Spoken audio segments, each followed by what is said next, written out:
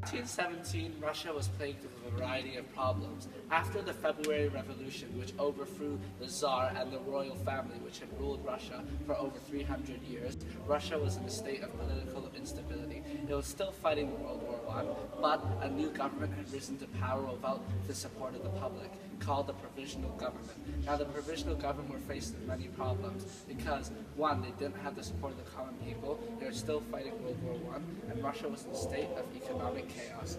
The Provisional Government was faced with many threats, most importantly ranging from the Bolshevik Party, led by Vladimir Lenin. Now, in today's video, we're going to talk about the problems and mistakes made by the Provisional Government and how the brilliance of Lenin and the Bolshevik Party eventually caused the Soviets to come to power over Russia.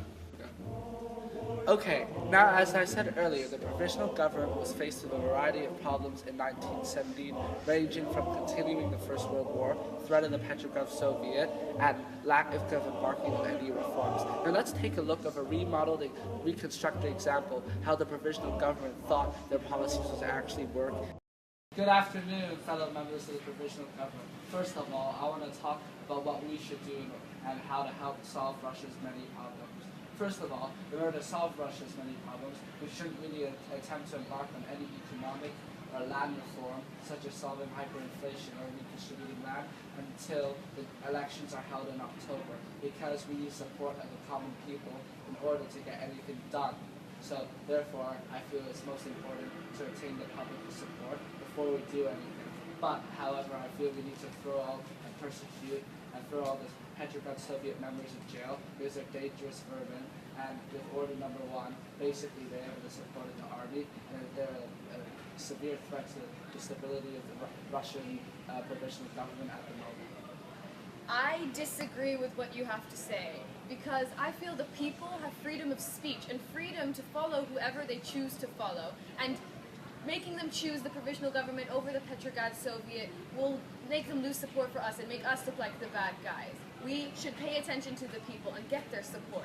I disagree with your point, but I will consider the matter. I want to hear about Kerensky and his thoughts on this. Yes, comrades, think about it.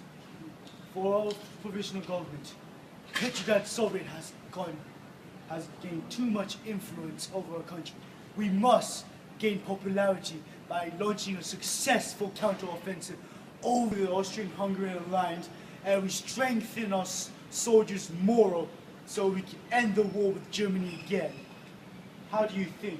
I think that is the most ridiculous plan. Russia has lost every single battle it has fought in the First World War. It is total nonsense that you want to continue it when the vast majority of the public wants to end the war. I think it's a terrible idea. Think about it. Think about it. Guys, do not cause trouble in the provisional government. As we can see from the dialogue between the provisional government members, they are faced with many problems. First of all, they didn't actually attempt to do anything to solve Russia's economic problems, such as hyperinflation and land redistribution, until the war was over and general elections were held. This was a very stupid policy. As a result, Russia's starvation problems, economics problems, and poverty continued to deteriorate until people became more angry at the government for not even attempting to solve it. So this resulted in a mass decrease of support. And secondly, the government ministers arguing amongst themselves not to do anything about the Petrograd Soviet. This allowed the Petrograd Soviet time to enlist recruits, gain support of the army, and grow strong enough until eventually, due to a series of other events, overthrow the provisional government. And thirdly, the June offensive, which we saw that General Kerensky was talking about in the dialogue, to attacking Austria-Hungary and to give the Russian people a great victory to bring their morale behind the war once again, was a total failure. It resulted in over nearly 1 million deaths, hundreds of thousands of soldiers deserting the army, joining the Petrograd Soviet, which increased anti-government sentiment among all manners of the public, and basically this made the provisional government once again more unpopular.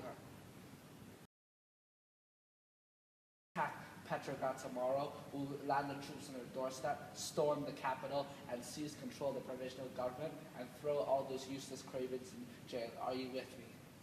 I'm with you, Mr. General Kama. I'll prepare the army tomorrow. Thank you. We'll go. Mr. Kerensky, I have urgent news.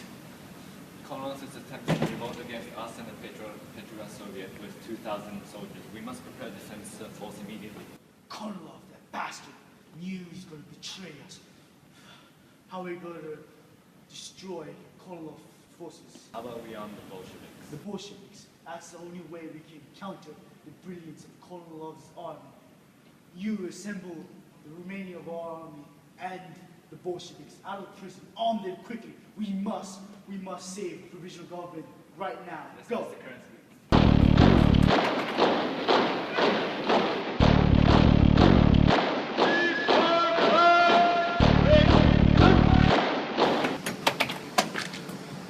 Trotsky, Lenin. we need to overthrow the provisional government right now. They're useless, ignorant bunch of fools. Listen, Trotsky. Hunger does not wait. The peasants' uprising doesn't wait. And war doesn't wait. Lenin, listen. No, listen to me. We need to assemble the Soviet and the army right now. We cannot wait for the provisional government destroying our people, our land, and our freedom. Lenin, wait. Tomorrow night, the Congress will meet and we'll discuss about the revolution then. But till then, we must be patient. Patience. We need to overthrow them right now. I cannot Lenin. wait.